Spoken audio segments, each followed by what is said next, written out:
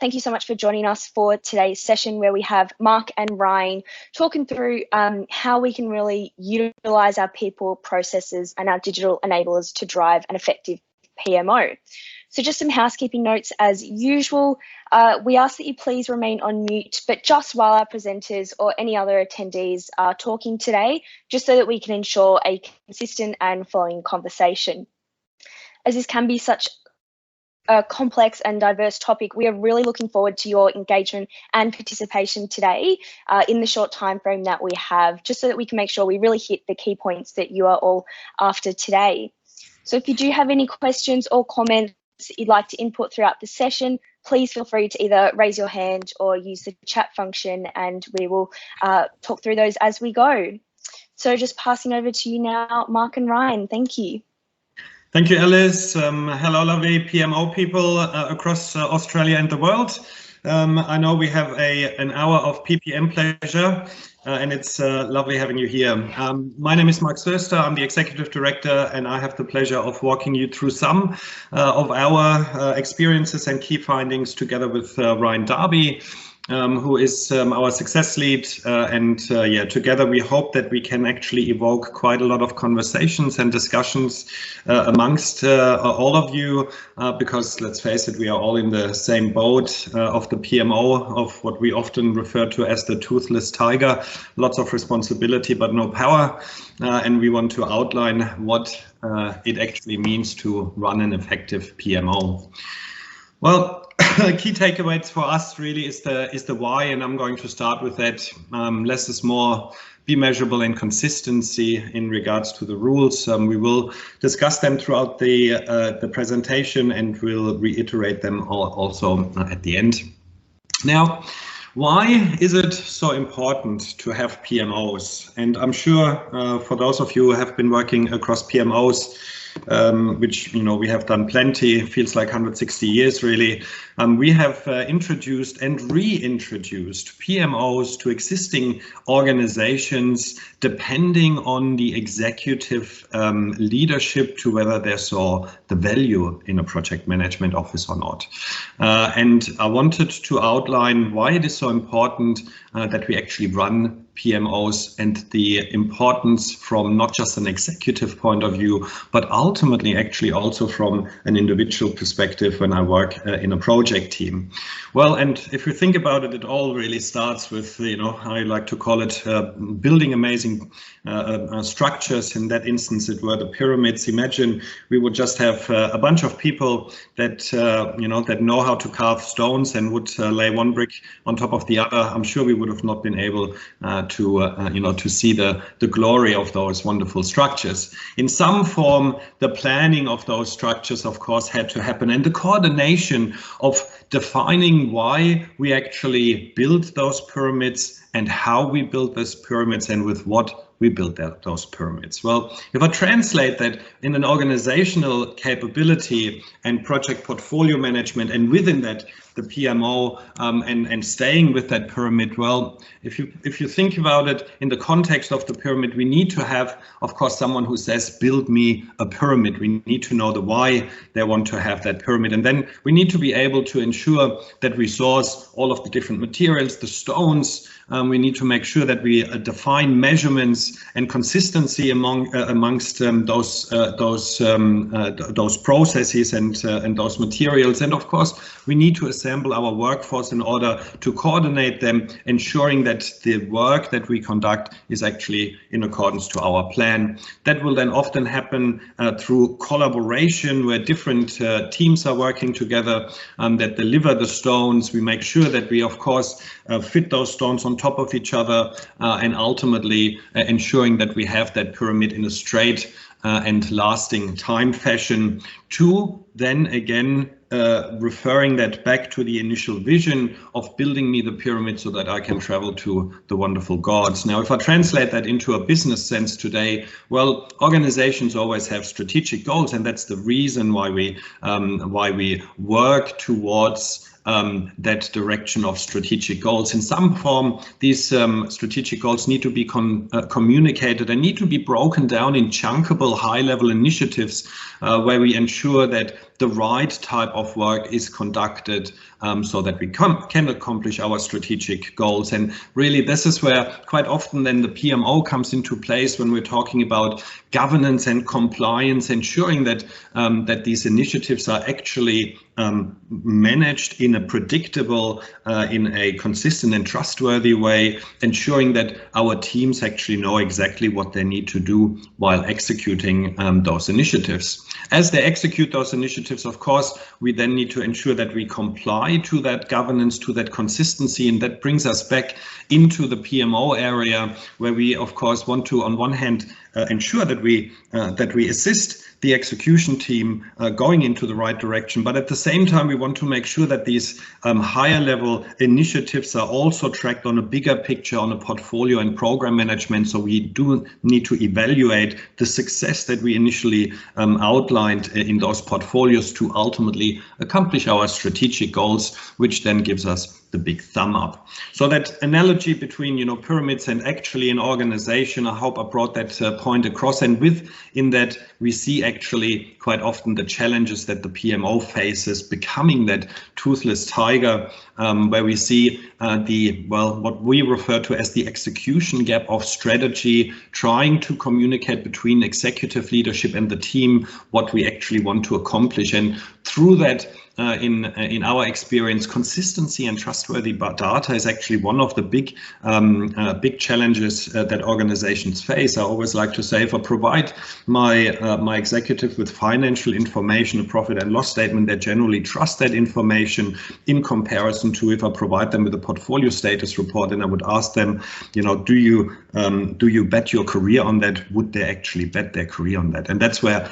that consistency and trustworthiness comes into place. There are different reasons why that actually is the case, and the challenges that the PMO faces is actually multiplied in different areas. Departments often just simply struggle with the administration of the project governance because they are not necessarily there to manage projects. At the same time, of course, every organization has different levels of project management maturity, from the very professional project manager that needs to understand proper scheduling, proper earned value based on the project that they're executing, but it also needs to ensure that the citizen project manager or subject matter expert or accidental project manager has the ability to execute those projects in a consistent manner. Big struggles that PMOs often have, especially when it comes to trustworthy information. And as we know, not every project is actually managed by a professional project manager. These days, projects are managed by everybody, especially in a team collaborative environment. So in addition to that, of course, with the I'm not going to say introduction of Agile, but with that new wave of managing work in a different fashion, whether this is traditional waterfall or whether this is Agile, different methodologies need to be accommodated. And in a PMO level, that also means you need to find ways to consolidate that in a meaningful representation from bottom up to top down, which makes it quite difficult at times. Of course, tools that are utilized today, in particular PPM tools, are very often focused towards the professional project manager feeling and making a citizen project manager feel overwhelmed and just needing to do the information, needing to update the information to report up, so they see that as an administrative overhead. Systems and digitalization these days need to be intuitive enough that all levels of project management maturity can actually manage the type of project that they need to manage.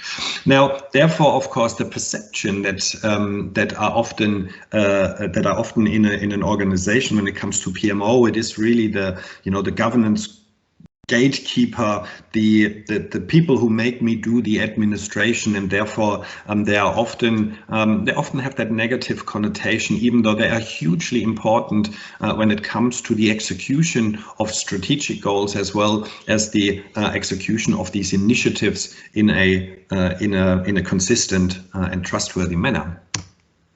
Now, based on the information that we've outlined, I just wanted to run a quick poll. Alice, if you could just outline that. You should see that in front of you. It would be great to hear what you see are your main challenges when you run and operate a PMO. There are some different, some different options here. You have the ability to select those.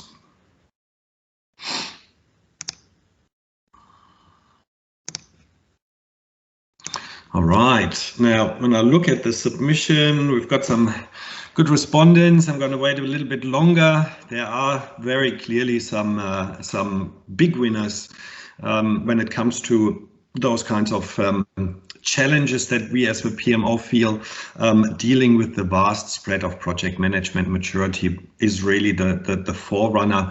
And interestingly enough, we've been in this industry for a long time. In the past, we always tried to increase the project management maturity of an organization, bringing them to one level.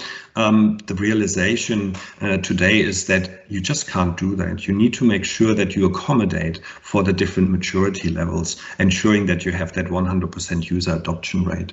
This is then followed, of course, by a more consistent approach, and therefore, of course, a lack of data. So yeah, we can see the challenges that you've outlined are very similar to the challenges that we see as well. Now, in addition to all of those, I just wanted to outline the general challenges of the PMO. Of course, an unclear mission, often with, fluffy and non-measurable targets, which of course makes it difficult to track the success of a PMO.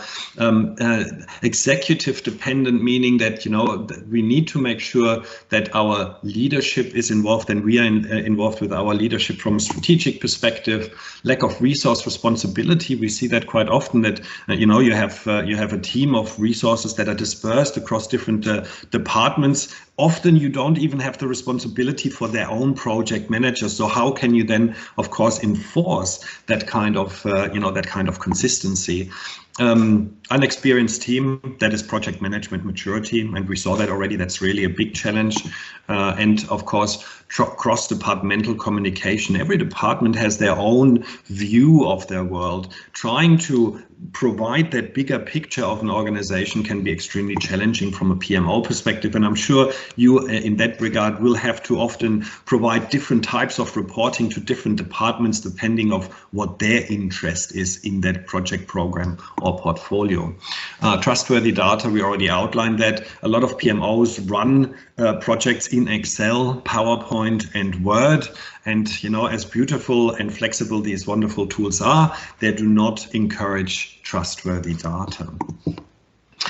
We already outlined processes. We do have processes often documented in an organization, but inhaling and living those kinds of processes can be extremely difficult. So in our experience, we've discovered that simplifying process will often lead to more consistency, hence the reason why we say less is more. And then last but not least, often the PMO is not its own department, but not its own pillar drafting the direction of initiatives. They are very often a subset of, the finance team or the subset of another department. Quite often we have actually different PMOs across different departments in the same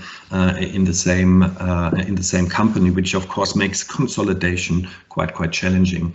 So these are the main challenges that we see. However, they are not just challenges that we've seen. There are challenges that are identified across the world. And Gartner actually about 5-6 years ago, we had a session where Gartner predicts how the world in 2021 looks like. And with that, I'm going to hand over to Ryan to actually outline whether Gartner was correct with their predictions. Ryan, over to you. Thanks, Mark. Let's go on a sort of a journey back to the future here. It was actually 5 years ago. It feels like a lifetime, mainly because the COVID years I just don't recognize at all.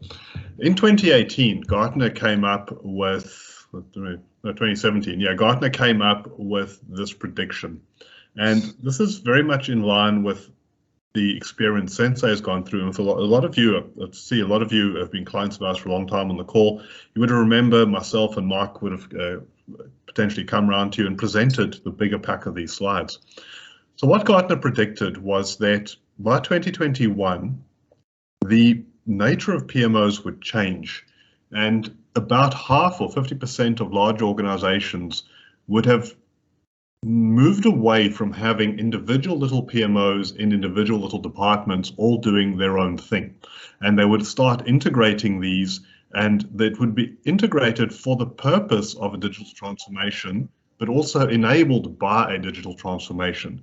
And as we go through the presentation, we're very much going to talk about what this means, what the opportunities it actually gives you.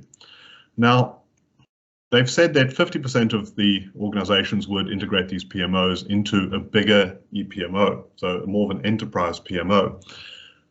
But what about those that didn't? So the prediction was that, well, if the nature of the PMO didn't change and didn't move towards being focused on supporting speed of delivery towards your strategic objectives, and move away from being just the keepers of spreadsheets and the keepers of gates and processes, those PMOs would likely be seen as just, you are the maintenance, the governance, the spreadsheet PMO forever, and you would stay there, or you would just be disbanded away as reorganization structured.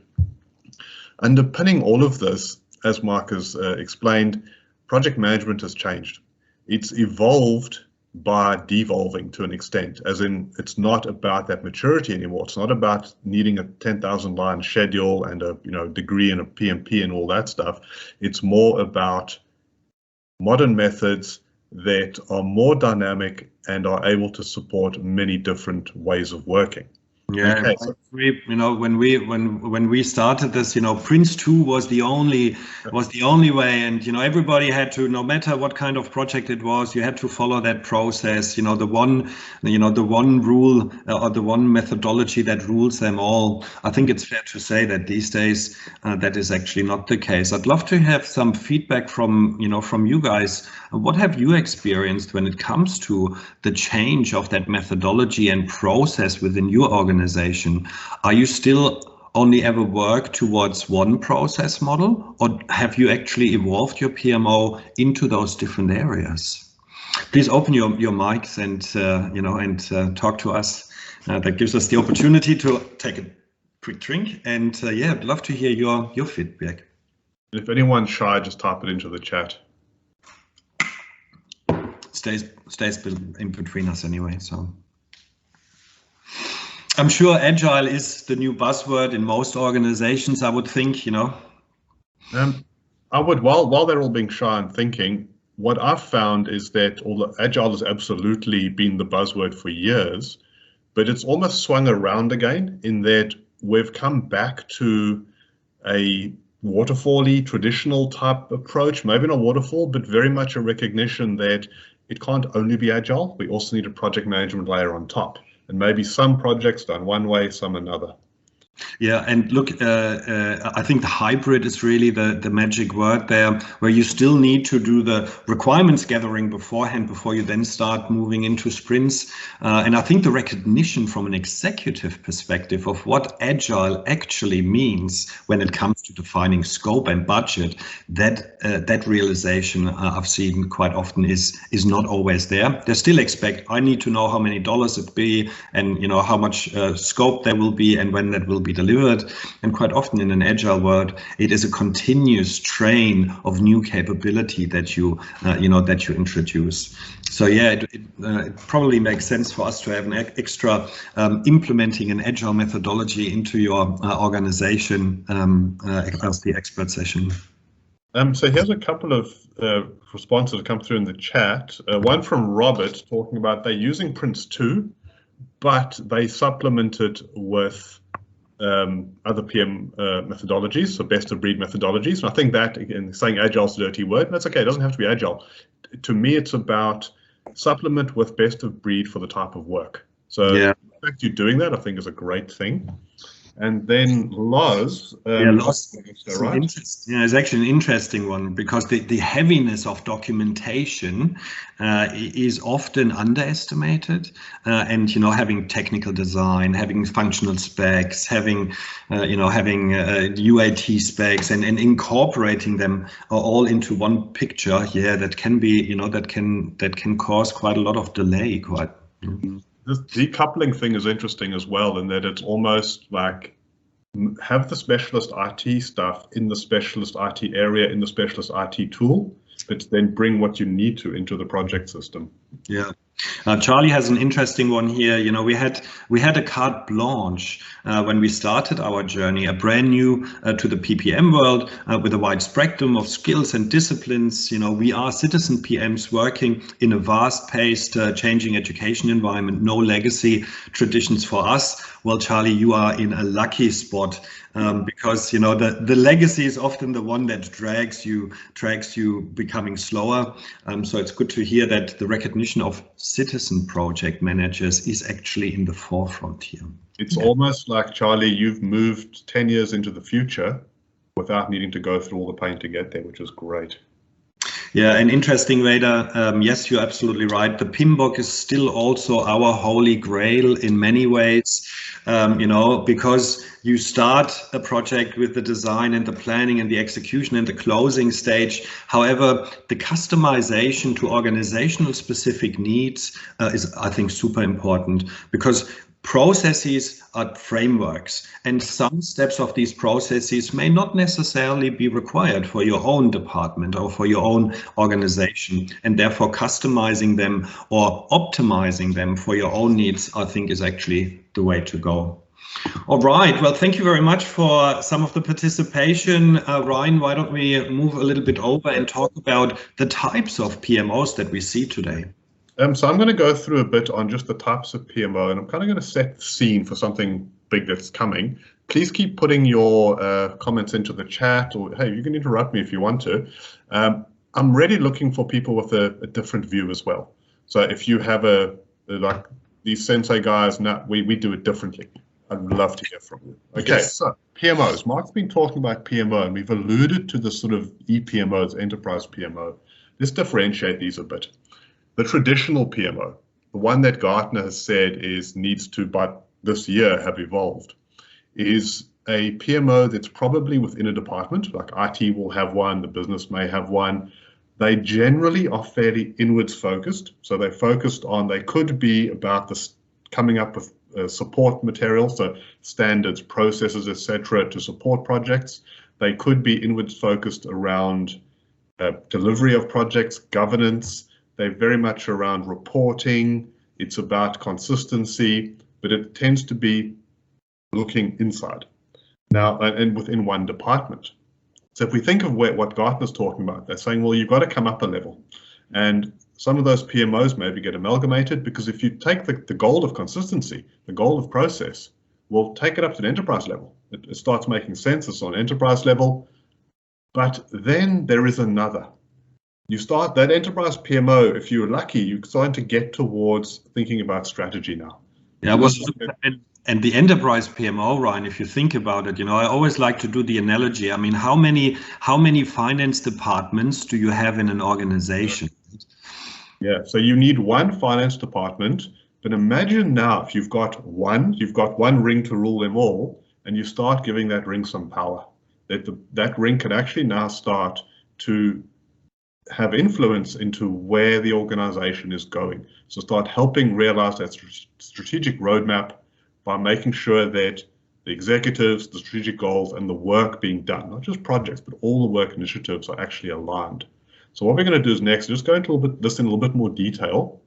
Mark, the next slide, please. Yeah, if you just, I've got a couple of questions here. Why don't we answer them before we go into the next survey? Yeah. So Carol outlined that we are trying to add structure of the PMO to an agile, free-for-all environment. It adds its own challenges, and there are citizen PMs that that don't want to schedule and therefore predict, well, almost falsely the outcome of a project. And Carol, look, we see this all the time.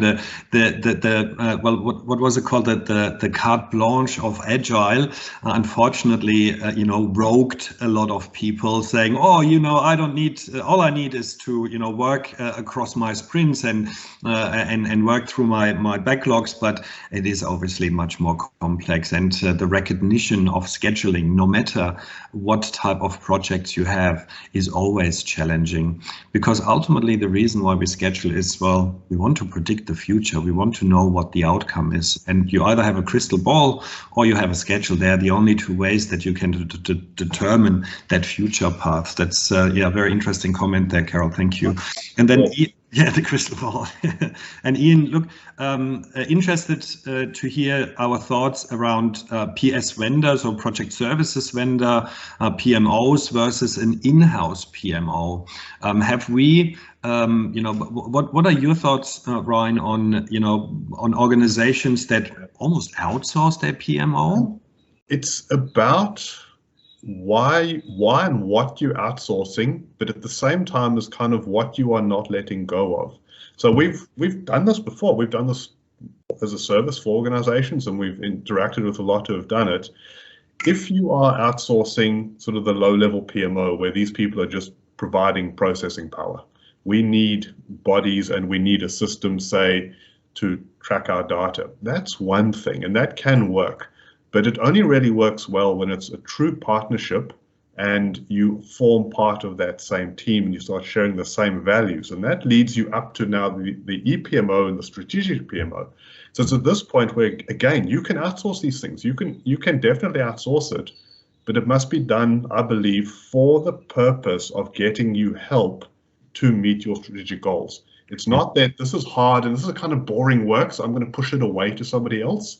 This needs to be, I'm being supplemented or augmented with someone who is going to increase our maturity quickly, going to provide us with the tools we need, and help me get the message across to our executives so that we can get them on track in terms of our strategy. That's kind of what the theme about all this thing is for. So yes, it can be done, but I think you've got to look big picture when you're doing it to be successful. Yeah, and there's generally nothing wrong with having subject matter experts that focus on that type of discipline as their profession. I think it really is the partnership between you as the organization and the other organization being fully ingrained into one whole partnership, and that is generally the secret of success there. Ian's actually responded and said we've misunderstood the question. I think our answer was good anyway, and that. Okay. But that is not it. I work for an organization that does projects for customers. Oh yeah. I'd like to know your thoughts of a PMO for an organization that continues to execute projects for others, including dealing with customer PMOs. Well, we do that on a daily basis. Again, I think partnership is the magic word here. Dealing with, because I'm sure you have your own methodology that you run through, coordinating that with your customers' PMO and making that an oiled machine can be challenging. However, I also believe that if you have the right partnership and if you share your challenges and your goals as a team combined, then this can definitely be very successful. We have long-lasting partnerships with our customers for exactly that reason, I think. Yeah. To me, it's very much about that end-to-end value chain. So you're doing a project for a customer. That customer is using the outcome of that project for their customers, being internal or external. So as Mark said, if you can partner with them and effectively make their life easier, it's almost like two layers to your PMO. And that one is about you doing your internal governance. The other is about how you can be agile and flex to support them and kind of become virtually part of their PMO so their customers are happy with their own PMO. Yeah. Okay. Now, we've had some good chat about this. What's out there? How correct is Gartner? I'm kind of hoping there are lots of EPMOs and SPMOs. So if you could, Yeah, what PMO are you living in? Yeah.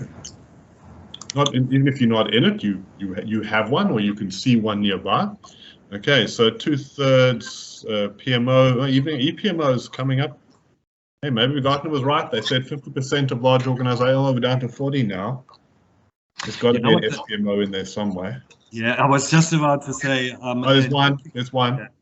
Looking at the overarching picture here, it is almost a shame that the recognition of a strategic PMO is not ingrained in organizations, because ultimately it is the glue between communication of executive versus your team. What an interesting result that is. So there are two. There is hope. Yeah. The rest of you, look. Carol, yes, keep going that direction. You will get there. So, Mark, if you can go to the next slide, please. Okay, now there's some really cool stuff coming in the next slide, I promise you. The discussion we've had so far is about setting the scene. It's really the difference between the PMOs and the EPMOs and up to the strategic PMO, where the PMO and the EPMO are largely to different scales, focusing on projects, the work coming in, managing them, reporting and status, managing scope. It's focused on what you have been given. Okay, so you've got best practice, they've developed methodologies, they've developed training, they've got the best project managers in the world, but they don't really get to control what projects they're doing, or if they do, very often in my experience managing these things, you are trying to influence up, but you kind of live with, you deal with the cards you've been dealt. This is where the strategic PMO comes in. The strategic PMO is not just a layer above an EPMO. It's a different focus. We changed direction here. And those strategic PMOs are about participating in the selection of the strategic objectives and the key results we need from that and how we're actually going to measure this. Underneath it, where they are putting in approaches, methodologies, it's about ensuring the work can be agile, we can pivot, we can have prioritization. All of this builds up towards not the mundane, not the filling in spreadsheets, because some other PMO can do that that's deeper down, or in reality, it's digital enablement. We can automate these things. This is really, wait until you see some of the next slides coming from Gartner. The computers can take care of this, but that PMO is about facilitating that discussion and that thought process around what are our strategic objectives, what are key results, and what are we going to do about that? And with that, I'm going to hand over to Mark. Thank you, Ryan. There's one question. One question from Benjamin that says, does a strategic PMO need to also have consideration for services and products an organization offers, as well as projects and programs that they are delivered? Well, if you think about it from a strategic perspective, and your organization deals with products and makes their money out of that, of course, I believe that you need to consider those as well, because they are part of the way that you manage your work, whether that's product development, whether that's product distribution. So the combination of both of them would make sense to be incorporated into that strategic portfolio management. Remember that really is the glue between that's what I plan as an executive versus that's what I execute as the team. There's one more here, Ryan, from David. We have an EPMO, but the maturity... There's mutiny afoot. With a single exec wanting to power grab and set up their own project space without a governance model. Well, how interesting is that?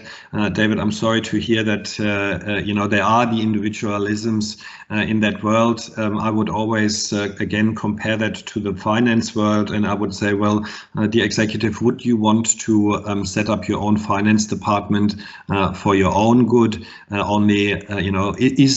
Is that beneficial for the entire organization? So yeah, I'm sorry that you have to deal with those, but it is a recognition of understanding a combined methodologies and a combined force. Which kind of leads towards what Dennis is asking is, can these three PMO sizes coexist? Absolutely.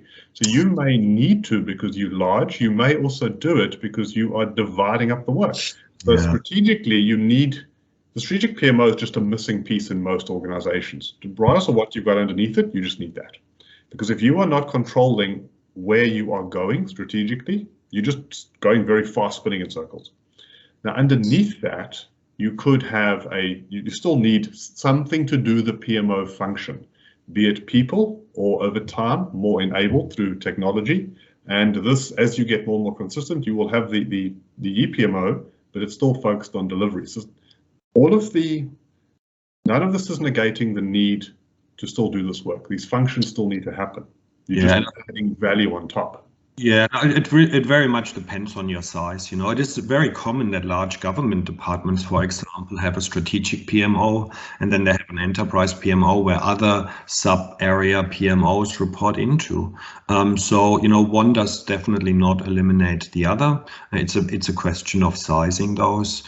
Can a strategic portfolio management office also do all of the PMO and ePMO responsibilities? That's often the question that we hear. And look, again, depending on the sizes, there's actually no reason why you can't do that. Just like your finance department has the ability to help you with your budgets of next year and do the analysis based on your current progress to see whether you accomplish your budget and your goals. So yeah, I always like to take that analogy of measuring the outcome in whatever form that is. And I think that's where the challenge quite often happens, understanding the measurements of successful execution of strategy and therefore also successful execution of your initiatives. Now, in our world, there are different ways how we can introduce that type of consistency. And I just wanted to outline how important it is to have that common terminology and understanding what that means. Key performance indicators, what exactly do they mean? The classical traffic lights, of course. Over the last years, the concept of OKRs has become very prominent in the PMO industry. OKRs really stands for objective and key results, and I outline that on an example of how you can actually come up with your objectives, and based on these objectives, how you can measure the key results of those objectives, and then what type of initiative actually executes those key results to accomplish the objective. Well, and then we have, of course, the classical benefit realization, really another term for us to ensure that the work we conduct delivers a benefit. And that's where we see most of the times that glue between strategic PMOs and the different levels of executive as well as teams, so that they have that commonality. Now, let me quickly just outline a couple of them just so that you've seen them. This one here is a classical view, of course, of all of my projects, and I'm sure as a PMO you quite often have to produce that kind of high-level traffic light that enables executives to get an indication of the progress of those projects. Automating those is really common these days, as long as project managers have the ability to update the concept and the information. We actually can calculate these types of key performance indicators, and every organization has different ones and has small amendments towards them. However, these KPIs, these key performance indicators, they need to be understood well across all of the levels, because that ensures that kind of common terminology. Now, if we spin this a little bit further in regards to benefit realization, well, in my instance, let me just quickly go into sort of that strategic component of benefit realization, where we literally have the ability to do what I refer to as a top-down planning capability, where I, as an executive, have my strategic theme, so the pillars of the vision of an organization, and each of those themes, of course, has then the ability to have associated strategic goals to them. And these strategic goals need to be measurable. They need to have a timeline. They need to have a measure of units so that I can track towards that. And once I have those in place, I then have the ability to create benefits. Benefits I want to accomplish in order to complete my strategic goals. And these benefits can then be associated to projects or programs or portfolios, or sometimes you may come up with benefits that hasn't been associated to some of your initiatives that you still need to distribute to that. So in that particular theme, I can see that I have projects and programs, and this is my biggest program here, my life cycle management program, that contributes to my strategic goals in that fashion through benefit realization. So one of them is, for example, reducing operating expenses as one of my benefits. And from here, I literally then have the ability to see whether this goal can be achieved, in that instance reduction of $500,000, and here's my goal, and here is now my benefit tracking mechanism where I can actually see, well, you know what, this is trending down, so it doesn't seem to accomplish that benefit. That is a classical way of communication between project, program, and portfolio management versus executive management. That glue quite often is the benefit. So, you know, I encourage you to see how you can actually ensure that you measure the successful outcome of initiatives through organizations. The other part I wanted to showcase is really the concept of OKRs, objective and key results. And really what that means is, based on your strategic goals or themes, you then come up with objectives you need to accomplish in order to achieve your strategic goal or your strategic theme. So in that instance, for example, I have an objective to become the best in class in Australia. And if I then drill into that, into that umbrella of objectives across all of my initiatives, I can see, hey, this is, the description. I want to be the best in my region. This is associated to my strategic theme, world-leading research. It may form part of a portfolio, and it gives me a time frame of up until when I want to accomplish that objective.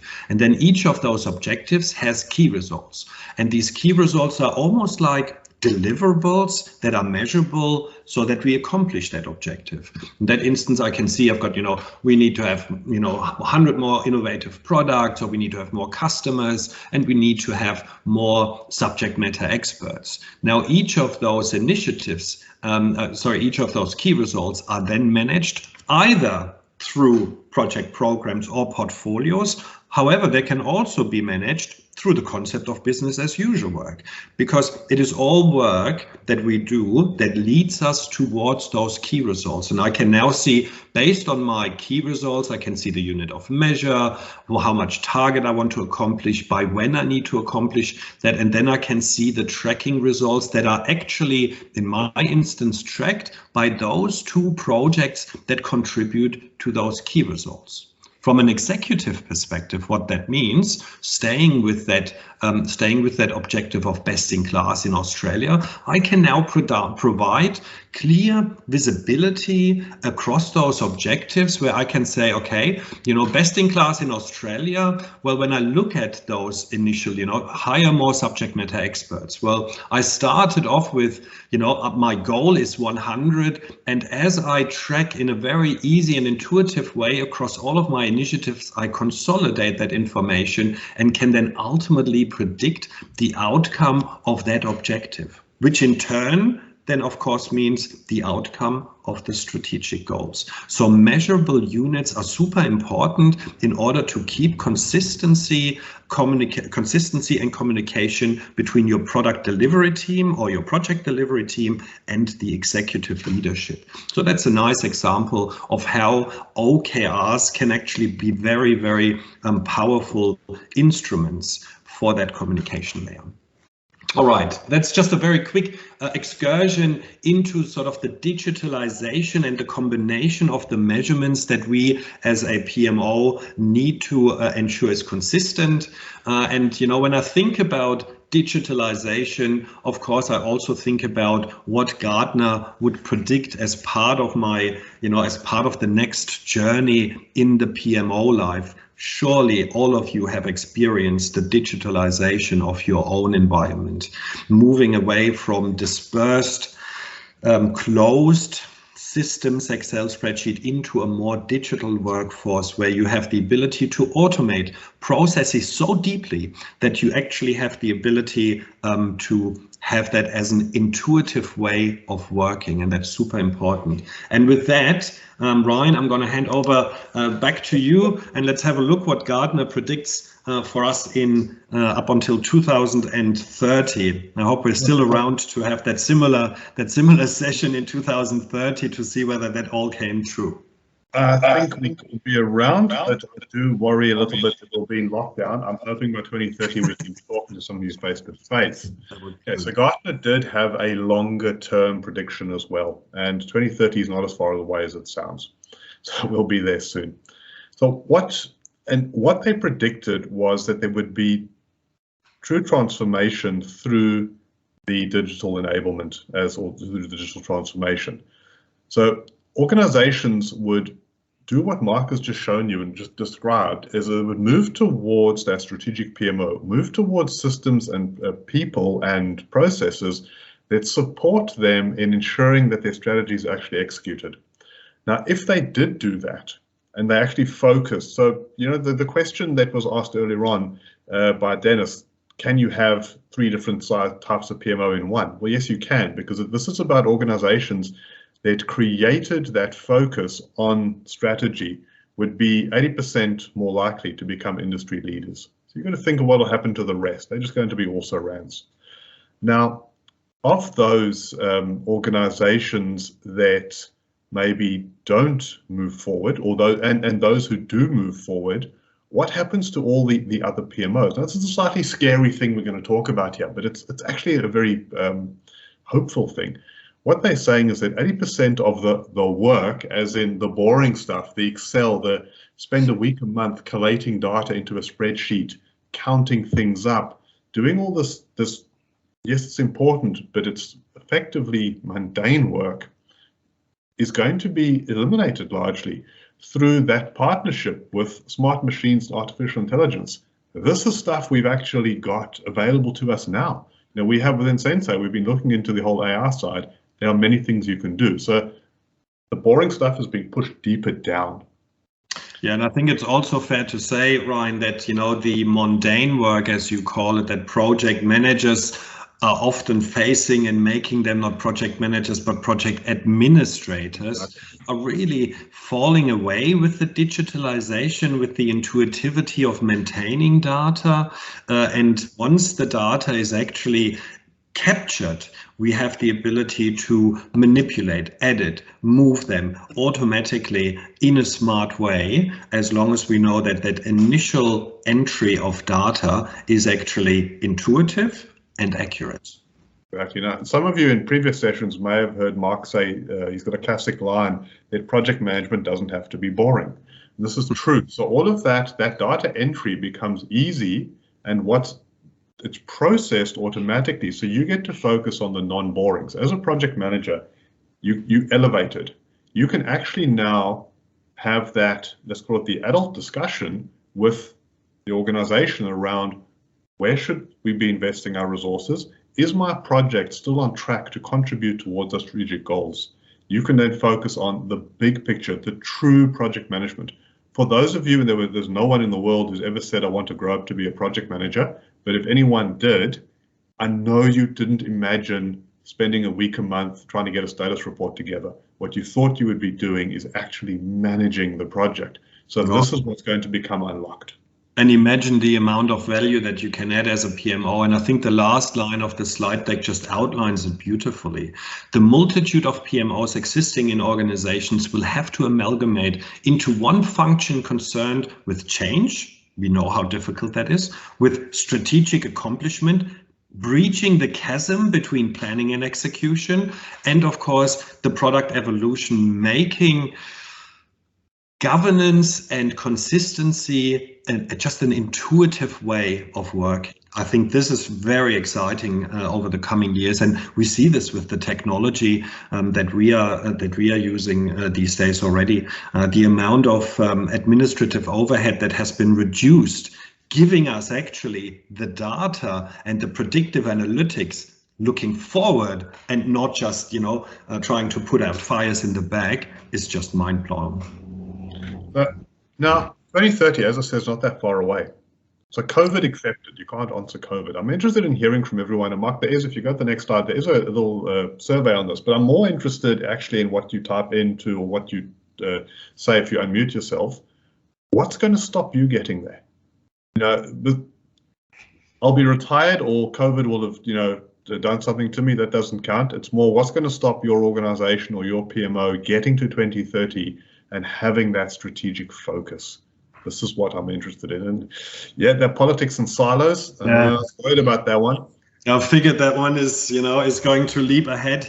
Interesting. And look, politics and silos are very often overcome through continuous communication, through awareness sessions. And again, a nice way for the PMO to become almost the ambassador of that type of work and communication. Does anyone, besides the options there, does anyone think there's something else that will get in your way? I'm going to talk now. So to me, the biggest one that we're going to have is fear of change. Mm-hmm. It's just so slow. The number of people you've got to go through to get any form of change done in anything that the PMO wants to do is just really slow. So I think fear of change would slow us down. This is definitely, I think, a human behavior, David. We are all creatures of habits, and we tell our children embrace change, but we, as the creature of habits, often don't want to do that. I think, in that context that you've just outlined, I saw that when the cloud became hugely popular, whereby IT departments really were the custodian of the infrastructure as well as the maintenance of software, and they were very often perceived to be, I'm going to call them very cynically, dictators of technology, and you had to go through them in order to do that. Now the cloud has really changed that, and it enables business users to actually be much more digital aware. And over the last, I would say, 5-6 years, I have seen that IT departments really moved away from that governance holding, securing software and hardware into innovative ways of supporting business. But that change takes a long time. And yeah, David, I hear you. Change, unfortunately, is something that that needs to be introduced in a planned manner, right? Communication is key there. We've got our status report is currently 15 text boxes. So the poor coordinators and PMs tap away once every fortnight, and it's when you put that report out, it's like a blob of words that no one's ever going to read. You're not telling the story. You're not telling the story. So I'm trying to just move away and paint a picture rather than tell a story. Oh, you know what, David, you absolutely hit the nail on the head, because that is very often then the perception of the executive who gets that piece of paper, not going to read through it and puts it on the side and says, why do I need them anyway? Yeah. Yeah, I hear you. Yeah. What does everyone else think? If there's fear of change, but David, for you and for everyone, is there also a fear of moving towards that strategic focus, as you have to sort of give up a little bit in yourself so that you can all work together? We've had quite a few comments around it's individual executives. It's about being those individual heroes. You've got to move away from that. You've got to become the team player. And I think this may be difficult for some people. Yeah. And that's when you start getting, as Mark's put the slide up, around the business value coming in. Yeah, no, it's great feedback there. And yes, I hear you loud and clear. There's another one here from Charlie. We will be challenged, our two workforces and the dynamic of academic versus operational. Yeah, that's an interesting one. I think every organization, has that challenge in all of us. So making sure that we communicate the true value, and as Ryan says, that focus not so much on compliance, the academic path, but also on business value, the pragmatic path, as I like to call it, is super important, and will actually outline the importance and the pillar of that PMO discipline. Yeah, so Alice was actually asked, there were 4 people who said there's another challenge between you and 2030. Does anyone want to share what that would actually be, if it's something different from what we've discussed?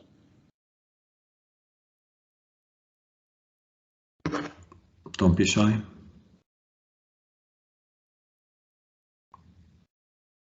All right. If you have some feedback there, please punch them in or speak out loud. We have 5 minutes, Ryan. I know we're taking away lunchtime from these wonderful people, so let's try to wrap this up. Again, business value is really in the forefront here. I think we've conveyed that message more than enough. I think in that instance, let's just rehash the 4 takeaways that we would like you to take with you out of your lunch break into your workforce. Brian, do you want to just outline them? There's these, and there are 2 questions that were pre-submitted as well that I'll go through quickly. So first of all, key takeaway is think about why you exist and what's important. And if you think about it, the reason that organization exists is to meet strategic goals. Okay, so if you align all your work and all your efforts towards meeting strategic goals, the little things that we get so bogged down in kind of go away, and we can enable those away through digital transformation. Now, as you do this, just because we're talking about putting a system in place doesn't mean we need more data, more reports, more process, more systems.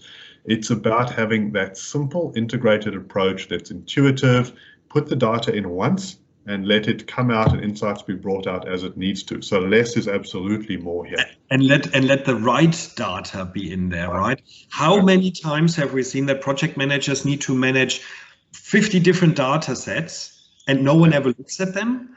Yep. Make them the top 3 or the top 5 data sets that you need in order to make your job worthy, and focus on that data set. You can always extend it because that will introduce accuracy. Yeah, you can always extend. It's hard to take some away though.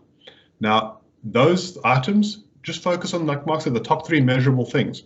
Are we focused on our objective or not? How are we going towards that? I don't need all the detail. I don't need the 15 text boxes, as someone had mentioned. And when you do go through the digital enablement, you will get consistency automatically. And that consistency will actually give you the foundation to be more measurable. Yeah. So don't attack the software. You will need some of it. But again, we're saying you will focus on simpler, easier software. Yeah, I think these days we don't even call it software anymore. We literally call it the digitalization of your business processes, and that's really ultimately what it is. The be measurable component, as we've outlined, think about benefit realization, think about KPIs, and think about OKRs. That communication line of measurement is super important. All right, Ryan, we've got 3 more things. Let's see what kind of... In the last 3 minutes, so a couple of questions we had before, some difficult ones here actually. So the first one was around top 3 characteristics that define a successful PMO. Well, I'm not going to look at three specifically, but I think Gartner summed it up. Those who undertake their digital transformation, those who focus on their OKRs and measure how they're contributing towards strategy, they're going to thrive. It's not about the PMO, that organization is going to thrive. The rest will decline, as in they will become enabled. And then the other question is, what are the most effective enterprise PMO-wide processes, especially around people, governance, schedule management? You know what, this is a very detailed thing. The one that works for you is the right answer. It's one that works for you, and let different areas do it differently. I'm going to talk about schedule management. If you're doing Agile, you do it your way. I'm doing the project in the room next door to you. I'm going to schedule in with my waterfall thing. Got Bob over there who's using Post-it notes. You know what? For his 1 week long piece of work, it's fine. as long as it all comes together into an easy layer that then feeds up into that enabler. So we don't force them to all be the same anymore. We bring them towards us, and then there's the same layer. So that takes us to the end. If anyone's got any other there's just a couple of other comments here from Ian, and that sounded like you said miserable. Yeah. And Dennis is saying other issues. Citizen project managers have limited access to digitization of the PMO. Should this be resolved by an SPMO? I think this should be resolved generally, not necessarily by an SPMO. Well, and if you think about it, most of you will most likely work in an Office 365 environment where you do have those digital tools available, no matter whether you're a professional or a citizen project manager, whether that's the planners of the world, whether that's Project for the Web. And there are definitely tools out there that are pleasurable to work with as a citizen project manager. Of course, you need to have access to that, but is that a responsibility of the SPMO? You know what? It's a responsibility of the organization to provide you with the tools you need in order to conduct your work. Which is exactly what Tanya said. Now, and on that, use the tools you've got to work the way you want. Companies like Sensei will help you tie them all together. These can all be integrated now. And with that, that's a wonderful closing statement. Next steps, of course, the recordings will be sent to you along with the content here. Please connect with us. And if you have any kind of subjects that you are interested in, please make sure that you outline them. We are always listening to them carefully and try to accommodate for them. And look, any kind of feedback would be lovely. If you click the here sign on the collateral that we sent you, please give us your feedback. So that we can make this worth your while as well. With that, I am going to close for the day and hand back over to Alice. Alice, back to you. All good from my end, Mark. You already covered what I needed to say. So thank you everyone for joining. We really appreciate you all taking the time out of your day, and we hope to see you at our next session. So thanks, Mark and Ryan. Thank you guys. See you guys later. Bye.